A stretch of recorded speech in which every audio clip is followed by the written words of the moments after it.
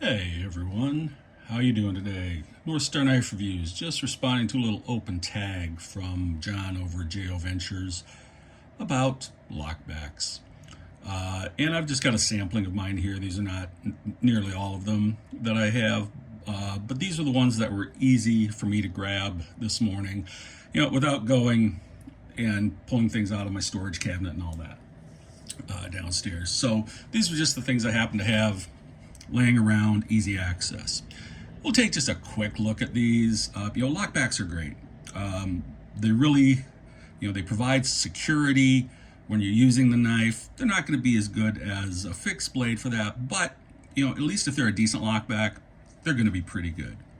Now, I suppose just to get it out of the way right away, sort of the granddaddy, not the granddaddy of lockbacks, but really sort of the modern lockback, I guess we'll call it, the modern traditional lockback, the Buck 110. And there's the classic design, the 420 HC, the ebony, brass, just a great blade, and really brought the lockback into its own as an alternative to a fixed blade. Now, it's been imitated many times by many companies. For example, this is a Schrade old timer. You can see this is the 6 OTW because it has the wooden handles rather than Delrin. There's a 6 OT as well. But you can see it's got very, very similar styling. Not exact by any means. Not nearly as thick or I would say as robust, but still, a decent option. I think it's a good knife. It's just not quite as solid, at least in my opinion, as the 110. These three up here, I'm not going to spend a lot of time on. I had a video on these 1 or 2 weeks ago on Thursday. These are just the Ontario Camp Plus knives. Got a Sentoku, a bread knife, and a camp knife. Just the plastic with the nice little blade on there, good for use in a camp kitchen. Just basic little knives, inexpensive.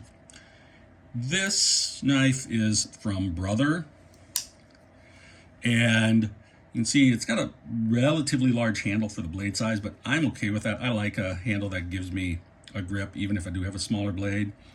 And this is the 1502G. Brother, I think, really makes some good quality, really nicely done knives for not a whole lot of money. So you might check that out. Here, a little US made knife. This is from Bear & Son.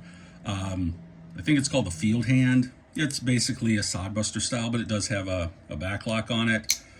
Carbon steel blade on that one. The Remington. Okay, this is one of the Remington reproductions that was made by Camillus. This is the R1253, came out in 1992, as you can see. Big old knife, but nice lockback on here. Just a great little collector piece. Let's go to this one, the Ganzo. This obviously gets inspiration from Spyderco and the Spyderco Bird line. But great little knife. I paid about $11 for this. I think they're up to 15 or 16 now, but still 440C steel, decent handle, just the FRN, and really works pretty well, especially for the money. A couple more little US made knives here. This is a US made Gerber. This is a few years old now, and this was sent to me, oh boy, I'm not going to remember who sent it. I think it might have been John over at JO Ventures, but I might be wrong on that. I'm sorry to whoever sent it to me. If it's not John, I do apologize. I just don't remember off the top of my head as I'm doing this right now. But great little design, nice little fifth pocket knife, really nice. And then case, very similar in styling. This one also made in the US. I don't know how much this one cost, the Gerber cost, because it was sent to me. This ran about $15 when I got it, maybe 5 years ago. Probably a little more than that now, but for a US made knife, pretty good price. And then finally, this is from Grandway. This is a little different because it has two blades, or two utensils, I guess. You've got the blade, which is the lockback, and then you have this secondary blade, which has a can opener, and this, which I think is really good for opening packages. It's got a chisel grind. Now, Grandway is one of those brands that can really be hit or miss. They've got some knives like this, actually, I like and is reasonably good quality.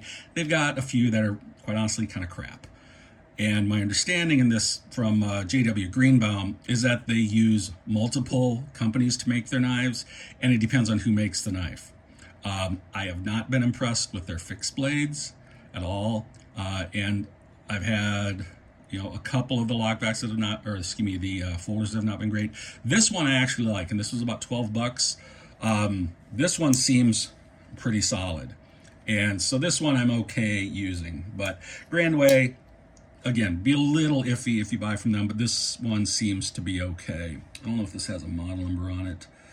It just says 440 steel. I don't know what the model number is on this. Anyway, just a few lockbacks for you. I do have more, but as I say, this is what I could get quickly. Hope you like taking a quick look. Thanks for the open tag, John. I'll catch you all next time.